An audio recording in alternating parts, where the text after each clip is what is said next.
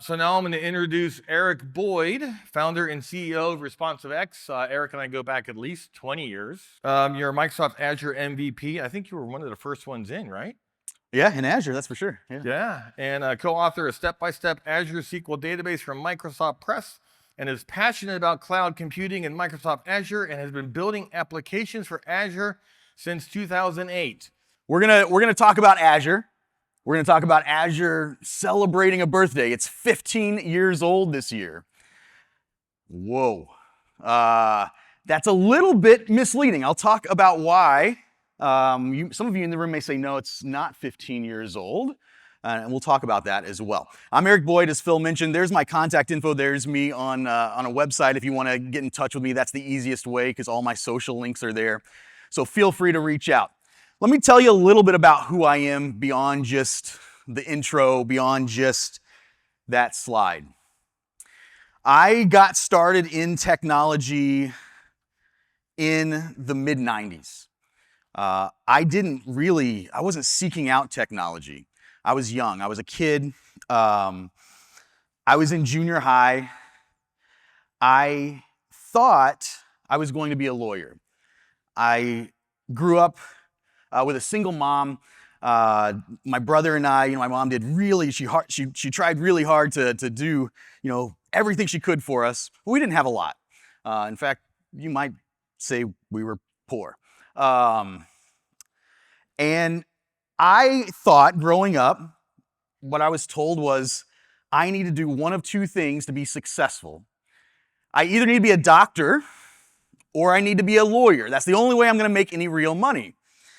Now, I don't mind blood and guts, but there is something about like a needle in an arm or like somebody's organs that just doesn't work for me. Like I can't handle that. So I knew doctor was out. Like that's not going to work out. So lawyer is it. I'm going to be a lawyer. So my whole childhood, I thought I'm going to be a lawyer. I'm going to law school.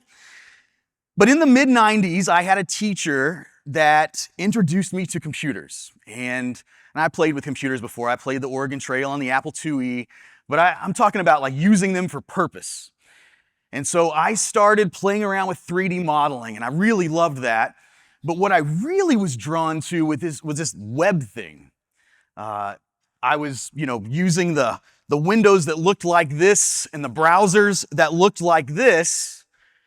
Yeah, if you've been around for a while, this will take us back.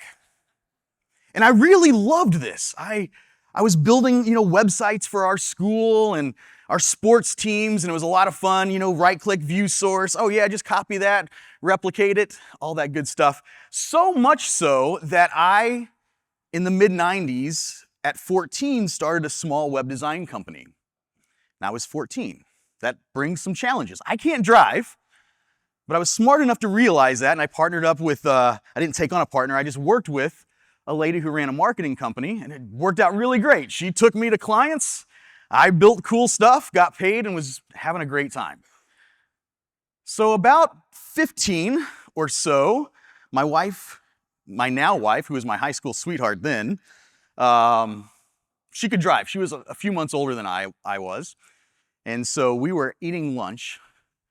And I should also mention in this time, I also did some things that were probably not the best things to do because I was extremely curious and exploring all sorts of fun things and finding talents that I had. And I had a talent for creating synthetic driver's licenses, what you may call fake IDs. We're past statute of limitations, so I think I can talk about it. And, other things, black hat sort of things. And so as I'm eating lunch with my wife, my now wife, we're walking out to the car. I'm like 15 and a half, maybe close to 16. This guy comes running out of the restaurant. And he's shouting my name. Are you Eric Boyd? And I'm like, oh no. Like the thoughts running through my mind right now are not, he's looking for me in a positive way with just the energy that he had and the way he's shouting that. And so I paused for a second.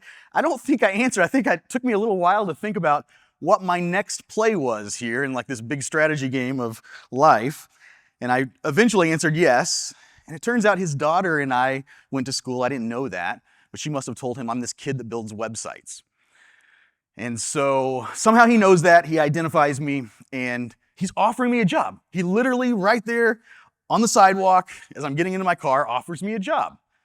I got this cool little web design thing going on. I'm making pretty great money, more money than I ever thought possible, especially at my young age. And I respond with 4 words. You can't afford me. I was 15. I had all sorts of fun things going on and maybe a little arrogant. Turns out we worked some things out. They could afford me. So I started doing some work. Now, before I advance, you might, when I tell you where I went to work, you might have some questions about it. You might be saying, where was your mom at? Because I went to work for this company called hookup.com. I'm 15 and a half. We built a .com in the late 90s. It's not what you think. We moved heavy-duty trucks. The parent company moved semis from manufacturing facilities to dealerships around North America. So Mack trucks, Volvo trucks that you see going down the interstate stacked up, hooked up together 4 at a time. So somebody thought it'd be a great idea to name the company Hookup. And then when we got into the .com world, just why don't we call it hookup.com? Like, what could go wrong? We're marketing to truck drivers anyway, so seems like a perfect thing. That's what we did. We got, VC funding. We did all the cool stuff. You can imagine at this time, we are early in this technology.com boom. This is a little premature. So like every other bust in the .com boom, we took a bunch of money, we spent a bunch of money, we did a bunch of cool things, and we went out of business. So I did get to build a cool feature though, the bidometer. This is what it looked like. This is our hookup.com. We built auctions to sell semis. So imagine people in trucking spending $100,000 on a truck on the internet with like essentially a credit card in the late 90s. It didn't really work out so well, but this is our website. I built that cool little feature. I built a lot of things here, but that cool feature mentioned in that article, the bidometer, at the time, it was really a really exciting thing. I'm not going to tell you about the problems we had with it. My team's over here laughing because I worked with some of them at the time, and we had some problems with the bidometer, but you can see it looks great here. So about that time, I'm working in the .com space, and the reason I tell you all this is just, I'm super curious, I'm exploring things. I'm learning a lot. Learning about building software, more than just web stuff, learning about distributed systems. We're running NT4 with the option pack to get IIS and MTS, if you guys have been around for a while. I've got web farms, I've got SQL Server clusters. We have to deal with outages and high availability and connectivity, so it's a fun time. But man, all of that stuff was a pain. I really just wanted to build cool stuff like the bidometer and not have to deal with the infrastructure. Now, when this collapsed, I left and started a software company for a number of years, and that was a lot of fun. And we were doing, cutting edge stuff in 2000, 2001. We built products on .NET before .NET was out of preview, using the Go Live licenses. The mid-2000s, early 2000s, Microsoft announces this awesome acquisition. What they're really doing is buying a person. You'll see this happen a lot in acquisitions. They might be buying a team too. Groove Networks was doing some cool stuff. If you're familiar with Groove Networks, Groove was created by the founder of Lotus Notes, Ray Ozzie, and it was like the collaborative editing experience of Google Docs and what we now use with Microsoft 365 back in the early 2000s. So pretty early for its time. So Ray Ozzie joins Microsoft. It's Microsoft's new brain. Also at the same time, Bill Gates is kind of stepping away. He's pulling back as chief software architect, and Ray Ozzie is filling those shoes. Around this same time, I transition jobs a little bit here, become a tech exec, thinking that's the ladder I want to climb for a while. And I go to LA in October of 2008. What was going on in LA in October of 2008? Professional Developers Conference. Super exciting. I'm there. There's Scott Guthrie. We've aged a little bit since 2008. I have too, not just Scott, but there we are at PDC 08, playing with surface tables, having a great time. What happened at PDC 08? Well, this happened at PDC 08. I saw Ray Ozzie unveil this on stage at PDC and was just like blown away. Like, this is super cool. This is going to solve lots of problems that I have. I don't have to manage any of that hardware in the data center anymore. We did stuff like this before. We called it application service providers or time sharing on a mainframe even. But this was at a whole different level. So I'm really, really excited. They show off, here's what we're going to do. Here are the services in the Azure Services Platform. I play with it. They deliver us Azure on 200 meg hard drives, portable hard drives, 200 megs, 200 gigs, 200 megs. They're small. They were small. It's 2008. And CDs. So what Azure was for us at PDC was we installed this stuff on our machines. We got these emulators, and then we went and requested access to like the real Azure in the cloud. And then maybe if we got lucky, we got access. And we did. It was great. Had a lot of fun. I started building things. So I was doing the tech exec thing, but I was super excited about Azure, curious, exploring. I had thoughts that this was going to be the future. And I'm in my evenings and weekends, I'm building stuff and trying to learn everything I can learn and absorb and understand about Azure. This is what it looked like in the beginning to create a new Azure service. So here we are, like, let's create our new Azure Hello World service. We have two options here. We can create a storage account or a hosted service. If you've been around for a while, hosted service got renamed to cloud services. It's the web and worker role thing that was there that's no longer there. I find it humorous that even though there were only two, they still want to provide a decision tree for us to help us choose the services, which is super needed today. But then we only had two to choose from. The portal kind of looked like this. At one point, we got this really sophisticated Silverlight portal at one point, if anybody remembers Silverlight. The iPad killed all that was Flash and Silverlight, and so HTML5 is the future now. Microsoft did the container thing before Docker was a thought. You can see in this visual, this was the early deployment of cloud services where we're taking a box and saying, here, hand that up to our staging environment. We'll do a slot swap on it or a package swap and put that in production. But this is how we built and developed apps in Azure. And then these would get deployed out to these data centers that were in these really cool containers. They shipped data centers on the back of a semi to a physical warehouse building, plugged it in, and in like hours, this thing would be fully online with power, cooling, bandwidth, all that sort of stuff. So this is really cool. We refer to these as IT packs. We've gone through several generations of Azure data centers now. It no longer looks like that, but we end up building out these data centers all over the world. Now at that time, it's about 2012, and I decide I can't do the corporate IT thing anymore. It's too slow, too much bureaucracy. It's not for me. And so I need to do something different. I need to go back to my startup roots and start another startup. Like, that's what I have fun doing, is building cool stuff, helping customers build cool stuff. So I started ResponsiveX. About February 2012, I'm thinking about, Azure. I believe Azure is the future. People look at me funny when I say that because AWS was over here and dominating at the time. And I have just this vision that no, Microsoft is going to crush AWS at some point. And so all my eggs in that basket, all we're going to do is specialize in building cool stuff on Azure, using all this Azure Cloud Services stuff. So it's February 2012. I'm lining up customers. I line up our first customer, Redbox. We'll talk more about that in just a second. At the end of February 2012, something happens. Azure is down for 8 hours. That is an eternity. If you depend on this, our internet's been down for 8 hours and then some. It's an eternity. We can't live without that. But this was early in 2012.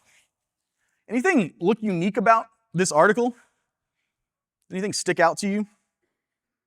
Anybody see the date on there? It's February 29th. Strange day. Wonder what happened. One of the cool things that Microsoft does whenever there is a problem is they release a root cause analysis. And so this gave me a lot of confidence that I was at least betting on the right horse, because they dive into every detail. Like, here is exactly what happened, and here is how we will ensure that it never happens again. I don't know exactly what the remediation was in this case, like all the way, but some developers somewhere that worked on the Azure platform decided it was a great idea to build date-time parsing libraries and calculation sorts of things. And so the process in the background renewed certs like every day or on some frequency. And it would just take the last day of the month, increment the year, go get a new cert. Turns out that doesn't work on February 29th of 2013. There isn't a February 29th. So this brought Azure down, and it just trickles throughout the system. So Microsoft has had some challenges here with availability and outages and building some things that are just resilient. Everything might be beautiful and well architected until that just one thing hits and gets you. So we think, okay, right? Microsoft says, we know what the problem is, we're never going to do this again. And then here comes February 2013. We have another outage. I feel like outages are always like SSL or DNS. And here we are, another certificate expires, and we have an outage. All right, they're learning from it. It won't ever happen again. The headline on this one, though, is great. A year later, so I'm out there trying to build a business, and no one cares about Azure. It's a tough sell, and with these kinds of headlines, it's not any better. But we've built Redbox on Azure at this point. It's great. But these outages are still causing us problems. So it's kind of like this. No one cares about all the things that worked well. It's that one little thing that we didn't account for, that when it goes wrong, like, everyone cares. We notice. So we want to try to identify those as we're building out these solutions for sure. So lots of cloud projects have challenges. I've seen lots of struggling cloud projects. Lots of cloud projects fail. I would say that it is not just cloud projects. We could just get rid of the word cloud there and say lots of projects fail. We're now applying this to AI. MIT says 95% of all of these AI proof of concepts are failures. Lots of AI projects are failing. Well, why is that? Well, maybe it's because we're not following some well-structured framework. We're not thinking about this in a very strategic, organized way. Wouldn't it be nice if there was such a framework? Turns out Microsoft has built that for us to help you, to help us deliver projects that are not going to be failures, that are not going to be struggling cloud projects. It's called the Cloud Adoption Framework. You may have heard about CAF. We refer to it as CAF all the time. If you haven't, if you are using Azure, if you are thinking about using Azure, you want to check this out. I'm going to walk through some things in the Cloud Adoption Framework because I think it is really essential as you're thinking forward about using the cloud, using Azure. Even if you're already using Azure, you may not be doing all the right things, and you could run into some challenges. So what is the Cloud Adoption Framework? Well, the first thing is a set of kind of 4 pillars that you should think about as you're adopting the cloud. You want to think about defining your strategy. I see this a lot with new hype cycle technologies and innovations. I see folks just gravitate towards whatever is cool and buzzword. Right now we're seeing it with AI. I can go build something quickly and awesome with AI, but I may not have any sort of real business reason or real positive outcome that's going to come from that. It's just cool and shiny and something I can build.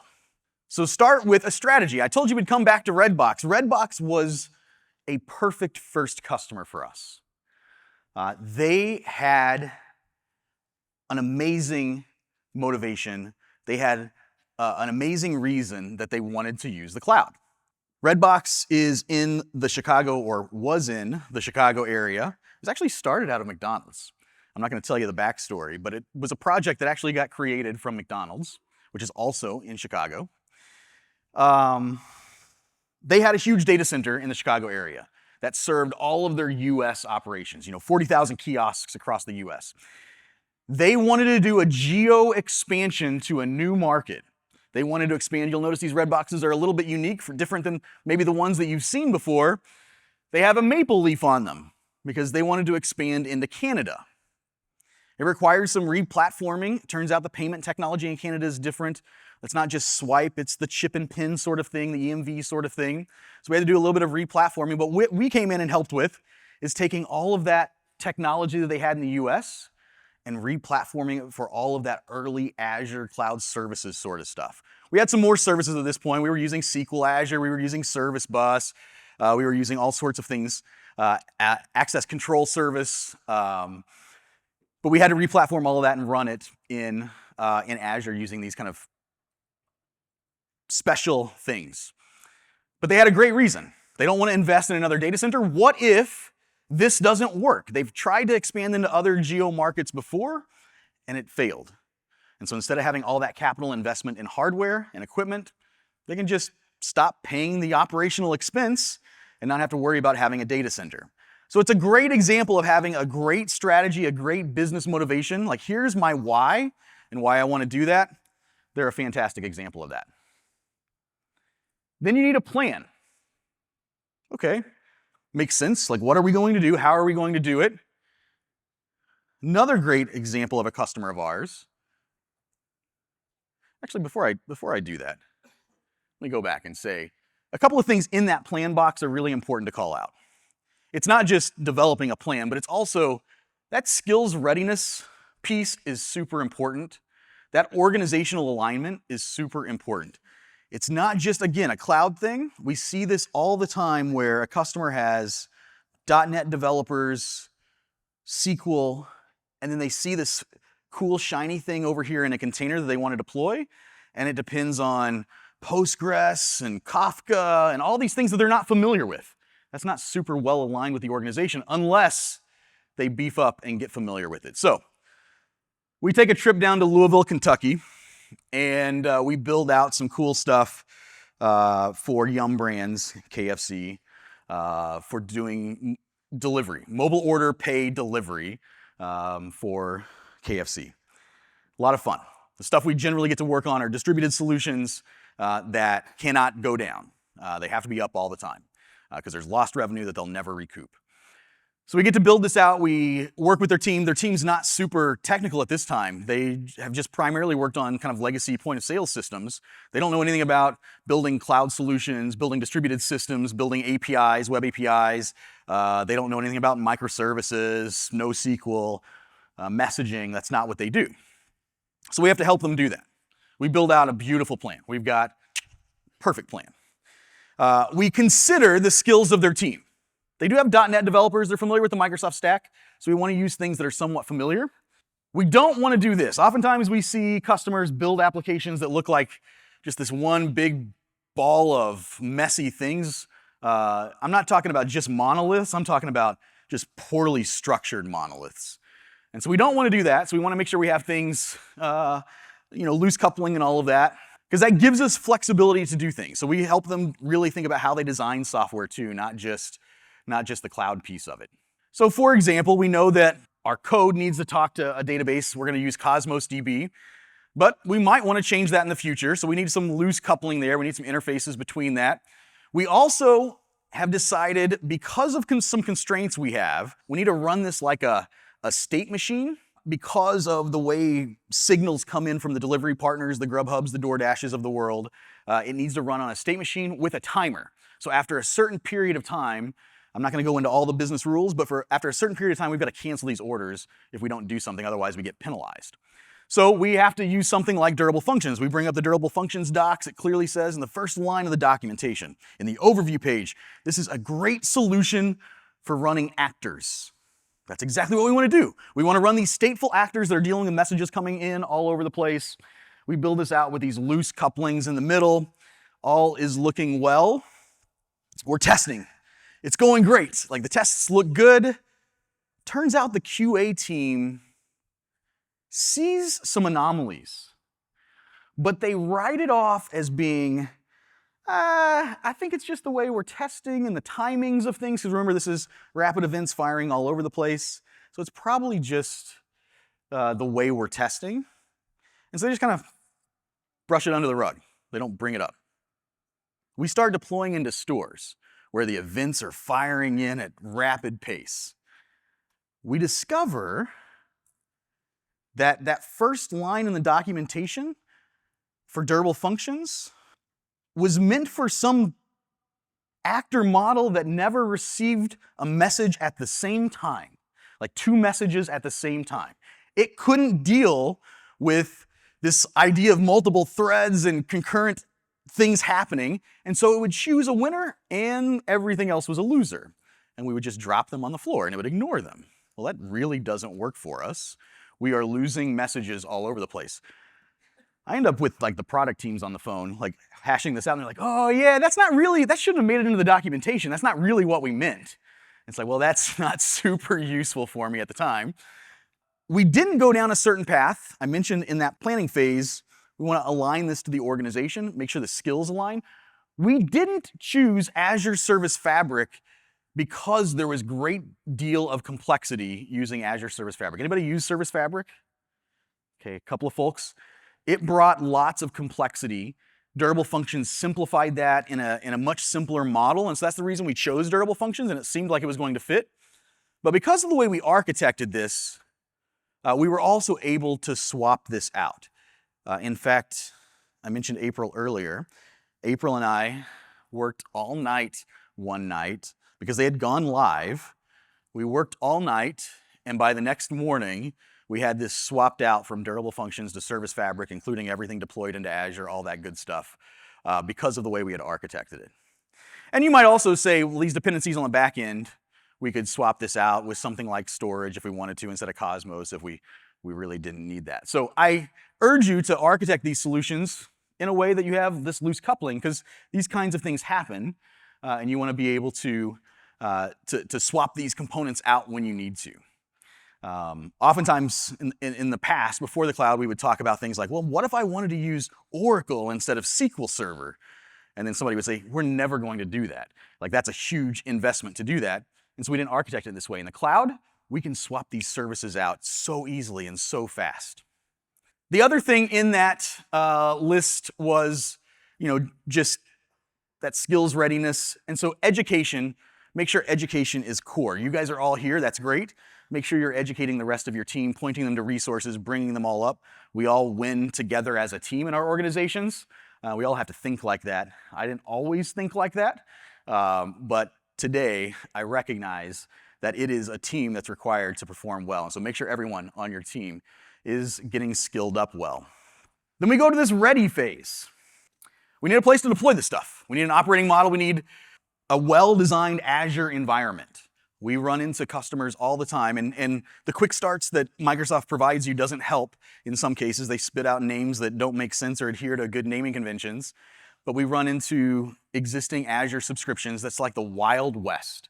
Stuff is just scattered everywhere, named all sorts of weird ways, and we can't make sense of it.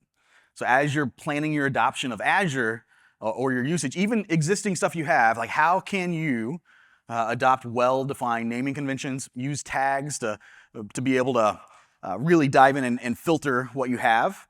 There's a great organizational hierarchy that you can utilize. We have resources in Azure. Above that, we have groups of resources. We have subscriptions. We have management groups. So use these tools to organize your resources in Azure. So you can make sense of it. You can find things. You can manage them. You can govern them. You can report on billing, things like that. The other thing that I would encourage is landing zones. This wasn't always a thing in Azure. In fact, early on in Azure, we avoided splitting things out into multiple subscriptions because there was so much complexity of, how do we get over into that subscription if we put something we need over there. We didn't have the idea of peering networks. We used VPN connections to get between networks and things like that. But today, landing zones are a great way to segment things, to segment them by subscription.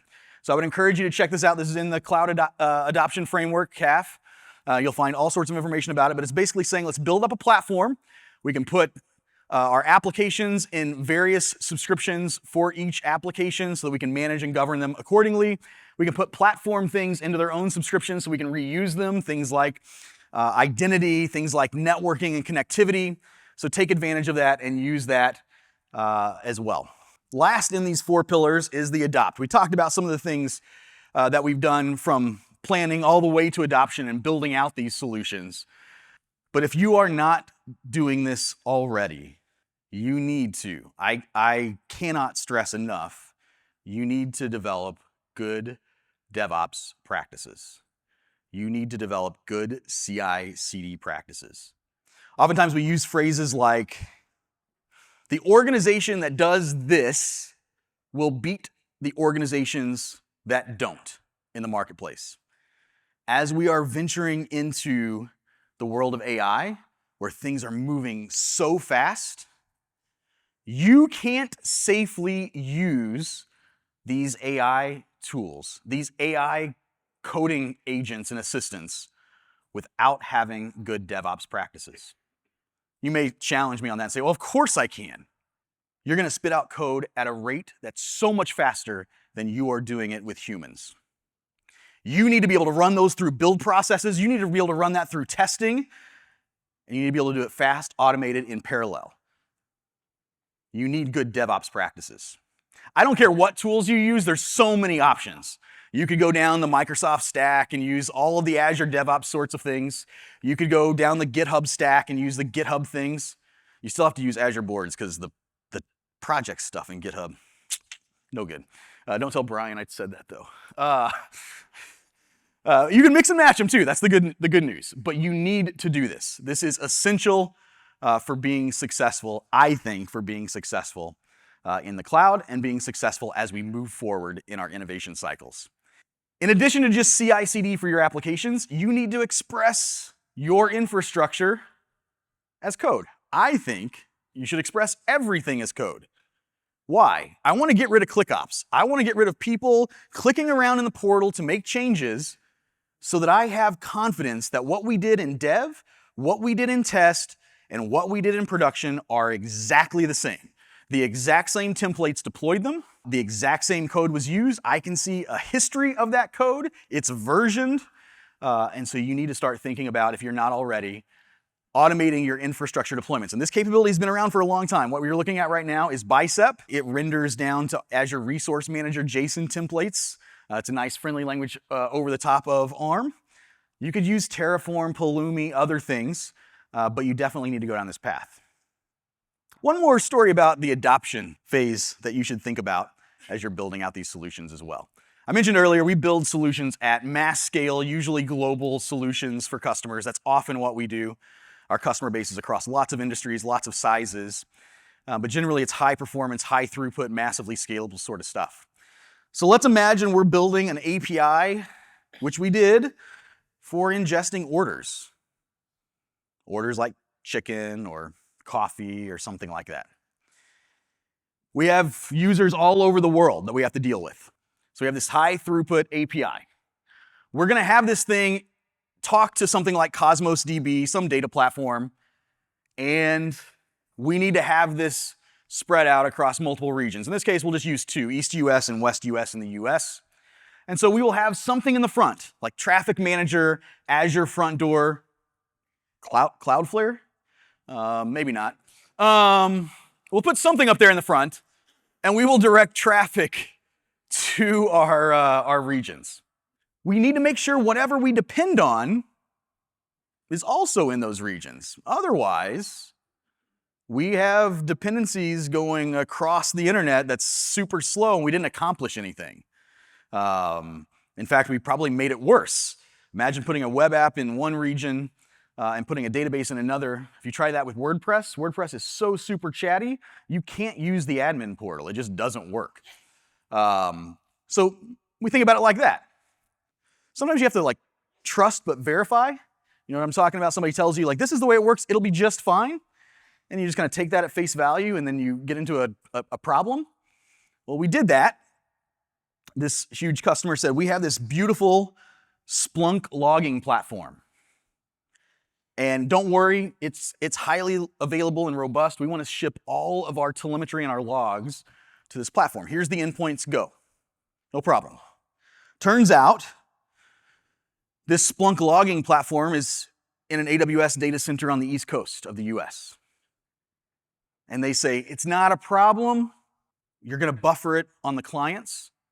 And so it doesn't have to be synchronous. It'll be just fine. It just happens async, out of process. It'll be just fine. So we draw this arrow and we run.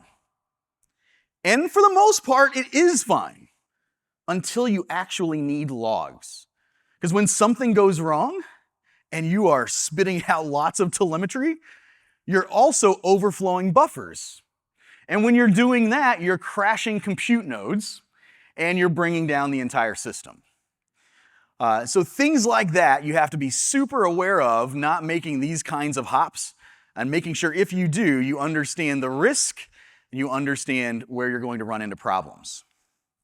All right, so those are our 4 pillars. You can go, there's tons of content in the Cloud Adoption Framework. Go check that out. There are actually 3 more things that are just ongoing things that you need to think about. Security. How are we going to secure and manage that risk in the environment? Now, in the early days of Azure, this is how we logged into Azure subscriptions. Some of you don't even know this thing existed. But back a long, long time ago, Microsoft thought they would build a single sign-on platform in like the early 2000s, and they called it Microsoft Passport. It was a fantastic name. In fact, we should just rename Intra to Passport. Entree? We could do this all day.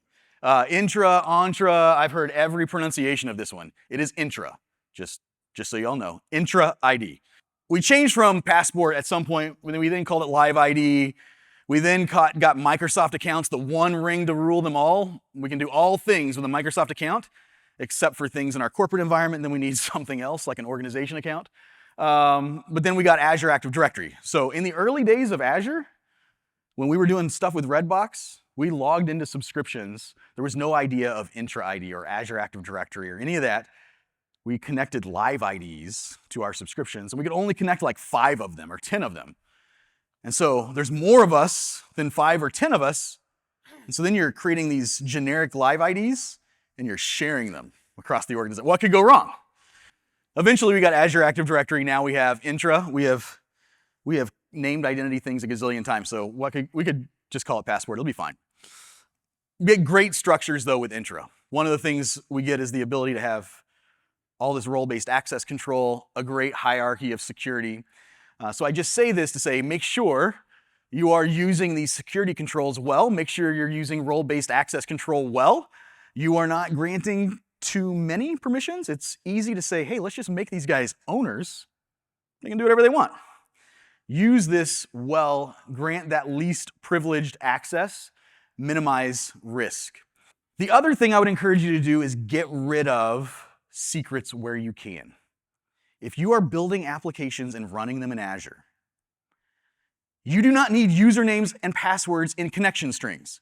For almost all Azure services, you can use a feature of Intra and Azure called Managed Identity. You have service principals or application registrations in Azure.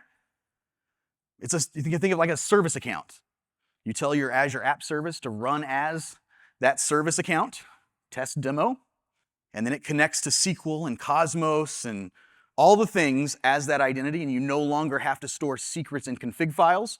You're reducing your risk and your security footprint of having all those things floating around. So do that. Then you can do cool things now in Intra like conditional access. And so we want to say, hey, you know what? If I am in the US and I am in China within 2 hours and I'm logging in, something is probably wrong. We should stop that login. We should force an MFA. We should do something. And so make sure you're taking advantage of these features that we've gotten over the years in Azure through the innovation like conditional access. And there's so many more. I'm just scratching the surface. Passwordless with FIDO2. You can integrate FIDO2 and passwordless capabilities into your applications as well using Intra. So take advantage of those. In the early days, everything was on the internet from Azure. You would create a VM in Azure when VMs first came out. And by default, they would have a user account named administrator. And so you would just set the password. They had a public IP address. And sometimes, before you could log into the VM, somebody else has already brute forced that password, and they've logged into the VM, and they've taken control. So we started doing things like, okay, well, we can put that in a virtual network, we can put a VPN tunnel in front of it, we can wall that off. Don't put public IP addresses on things you don't have to in Azure. Take advantage of capabilities like VPN. You can do point to site, you can do site to site, you can do private connections like ExpressRoute. You can put it behind a jump box using the Azure Bastion service. So take advantage of all of those kinds of capabilities in Azure if you're not. Encrypt your data at rest. So we've talked about access controls, we've talked about network controls, but what about that data? We have disk encryption in Azure. We didn't always have that, but it uses BitLocker and encryption in Linux as well for that disk encryption.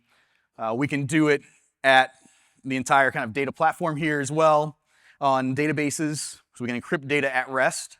We can also encrypt the data that's being moved, the data that's not just the connection, but that data, we can require the client with things like SQL Always Encrypted to have a certificate to be able to decrypt that data. So take advantage of those features for your sensitive data.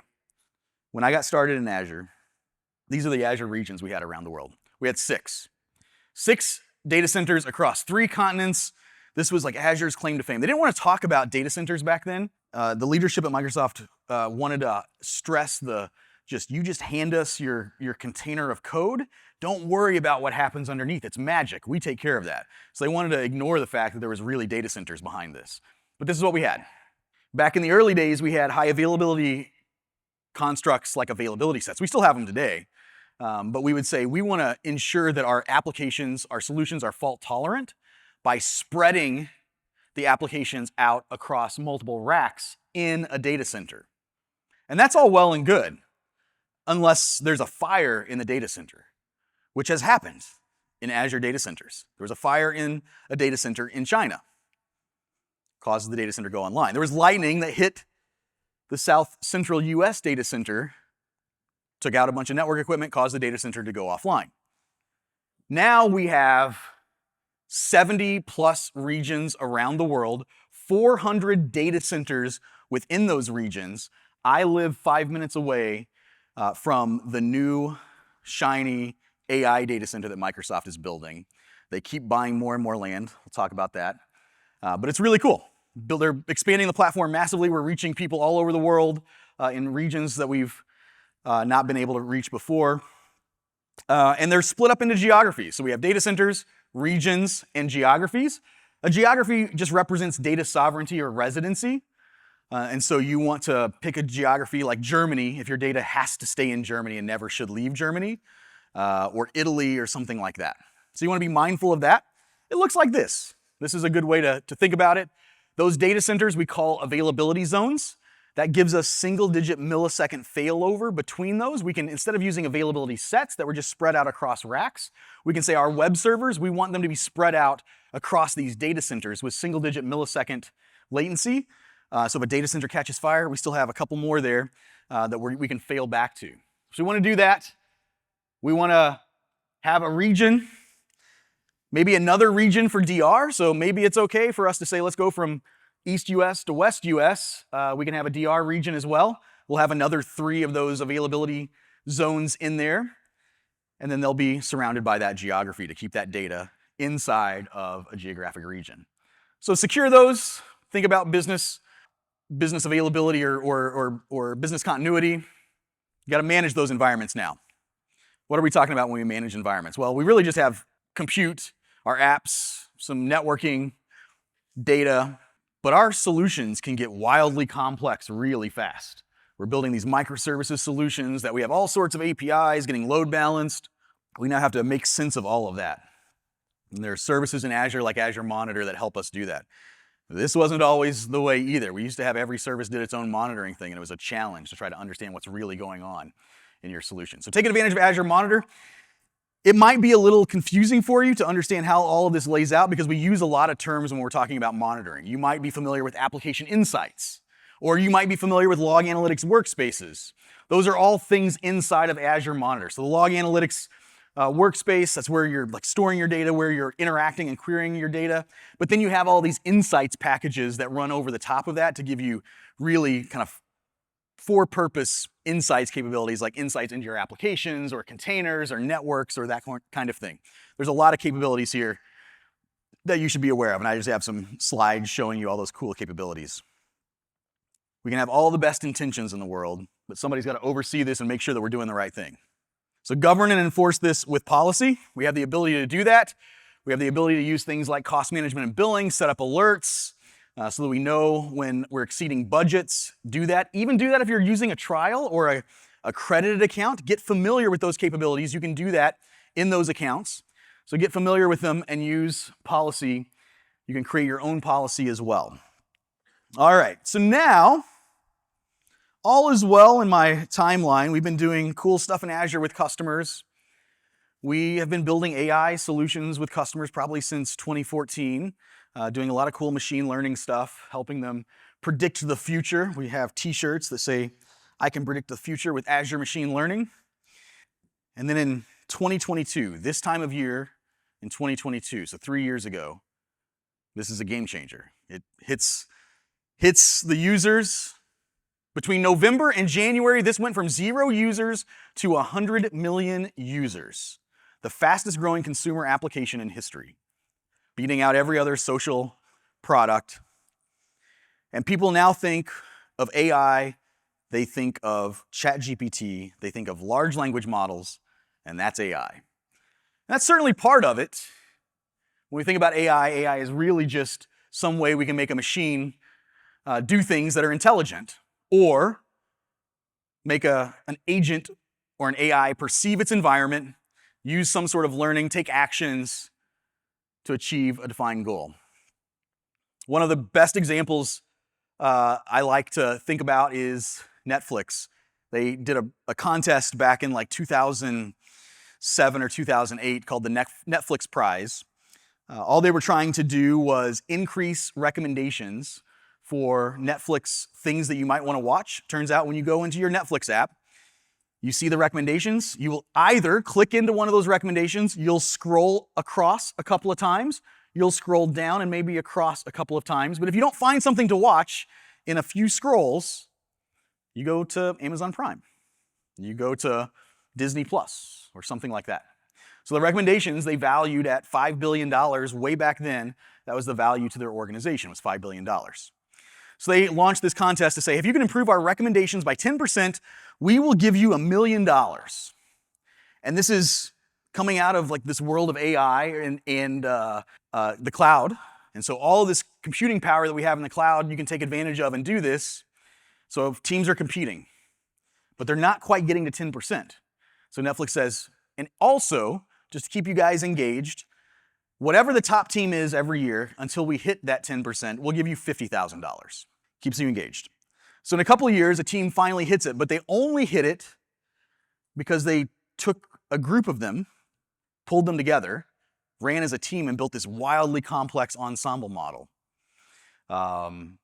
Because of the power of the cloud and the fact that we can run a bunch of models, an ensemble model is just a really complex, lots of models running together. They hit the prize. Unfortunately, the model is so complex, Netflix can't actually use it and operationalize it. But it does what it set out to do. There were no real performance criteria with the contest. But that was enabled by the cloud. Another innovation that has been enabled by the cloud is transformer models. This is what lit up ChatGPT in 2022. In 2017, Google released this paper called Attention is All You Need. You can go download it and read it. It's a lot of fun. It's just a scientific paper, but explains what happens in a transformer model. That's what all of these models are based on now. GPT, BERT, all of those are based on this transformer architecture. And we had capabilities before like convolutional neural networks and recurrent neural networks. The challenge with those is they are sequential. And so it takes a long time for them to run, and it's just a slow process because you have to keep feeding in to that network. The transformer architecture allowed us to do a bunch of things in parallel. It's wildly expensive though, and heavy on compute power. It just happens to do it in parallel. So we take these simple concepts like neural networks, we make them super complex, like that. We need all of that cloud horsepower to make it work. I mentioned things like convolutional neural networks.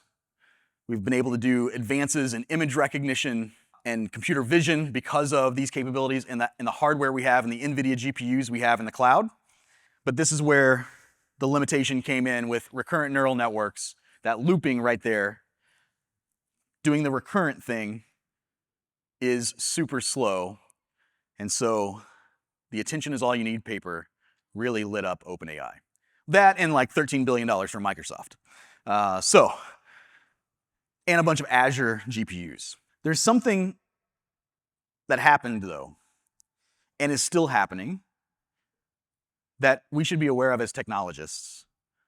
Because if there's something that we should be thinking about and applying resources to, it may not be what you do, but somebody's got to do it. Maybe the next generation, our kids or someone. This is the Little Giants pumpkin farm that's just minutes away from my house. My kids love this pumpkin farm. I don't know how successful it was as a farm. It's like 419 acres, but it's like a recreational sort of farm, an amusement farm. We go there and have all sorts of fun and what have you. These farmers are no longer farmers. Those 419 acres got bought for something like $190,000 an acre. They are never thinking about farming ever again because they made like $72 million one time selling the farm. Because these AI guys need lots of real estate. They're building cool stuff, but it takes a huge footprint. That is the land that Microsoft has acquired where I live. All of those red spaces, we're up to something like 1,900 acres or so at the moment. You can read about this online. It's really interesting what they're doing. They've even acquired a piece of land over here last week, another 135 acres at $286,000 an acre. My middle son is a dirt bike rider and he wants to buy some land to ride his dirt bikes. It's like we're not buying land anywhere close to where we live because it's selling for $285,000 an acre. So we need to do some things. We need to figure out how to deal with these land, the massive amount of space we need for these data centers. We need to figure out how to cool these things better. We need to figure out how to power them more efficiently because this also requires like the power of, this is just phase one. You can see in that lower left-hand corner, that's what's built out. They're just building out phase one right now, and that requires the power of the entire city of Milwaukee to power that thing. So our power plant is building them a new power plant just to power the data center. So we've got to solve some of these big problems as we continue to innovate and build on these technologies. So what is next? And then how should you prepare? I think there's three categories of what's next: compute, data, and AI. Confidential computing is super important. If you have sensitive data, we have security controls, we've talked about that, but if you want data you can ensure that it's never read by anyone else but the things that you want to allow access to it, this is where confidential computing comes into play. It's built into the silicon, trusted execution environments. It's available in Azure in various ways. We have these secure enclaves we can run our stuff in. Microsoft can't see anything that's in that silicon, and it's fantastic. It's in various products in Azure as well, and a new product that's in preview. So if you're building solutions and you need this kind of capability where you can collaborate in a secure environment, a clean room, there is a clean room capability that's in preview you should be aware of. You can sign up for that preview. If you want to know more, let me know. That's one area of compute that is super interesting and is going to be a game changer. This is also going to be a game changer. I keep thinking we're not that far away from it. Does anybody know what this is? It's a quantum chandelier. Microsoft has one of the coolest quantum implementations out there with these topological qubits that are different than everybody else's approach. This is a Majorana 1 chip that runs in one of those clusters, one of those chandeliers. This is a real thing. Microsoft is doing the quantum thing right now. It is not to a point that we can do super advanced things that we can't do with like an iPhone, but it's going to get there. And I think it's going to get there rather quickly. And this is important because there are a lot of things out there that if we aren't planning ahead, like if we're not using quantum-resistant encryption in our solutions, and we need to start thinking about that now before it's already in play, because if not, we can crack encryption with quantum computing. Quantum computers, what they're really great at are things like factoring problems. Like that's the thing. So things in physics, things in AI, these kinds of problems are going to be accelerated with quantum computing. You can get involved in quantum computing now in Azure. Microsoft has the Q# quantum language that you can play with, and you can go to quantum.microsoft.com and check that out. If you're not in the data space, if you're not already using Fabric, you should be. This is a fantastic, or Snowflake, or Databricks, or something like that. But you need to get your data in a state that is accessible, that is usable by AI. That is super important as we're going forward, as your organizations are wanting to adopt more and more AI solutions. AI depends on data. So you got to get that data somewhere that it's usable, clean, accessible. And then on the AI front, use GitHub Copilot, use coding assistants, use Claude Code, use whatever the tools are, but use those coding assistants and coding agents because they are going to make you superhuman in what you can do. You got to use them wisely. You got to prompt them well. Like, are they going to make mistakes? Of course, but it still will accelerate what you can do. Are you going to just let it loose and go build everything you need? No. You're going to need to assist it. On the side of the house of building your own AI, if you're building AI just consuming models, you're building solutions with AI, take a look at Microsoft Foundry. These are all part of Azure. They run in Azure on Azure's AI infrastructure, but it's a platform that has models that you can customize, tie in knowledge and tools, and orchestrate and build your own agents and your own assistants. It provides observability built on a responsible AI and trusted platform. So I use this quote a lot: luck is when preparation meets opportunity, from Seneca. I think you need to be prepared for these shifts that are coming. So a couple of ways to prepare: figure out what it is that you want to do. You guys have already figured out what you want to do, but maybe there's something else you want to do too. Maybe you want to change careers and think about being a data scientist or being an AI engineer or something like that. There's plenty of learning resources out there. And here's a link to career paths on Microsoft Learn, where you can go find this, and it will guide you down a bunch of training and resources and career paths where you can go learn a bunch of new things that maybe you don't already know. The Cloud Adoption Framework, definitely check that out. Make sure you are bringing in DevOps into your organization, because that is going to be essential as we accelerate in this world of AI. With that, thank you so much. There's my contact info. Thank you so much.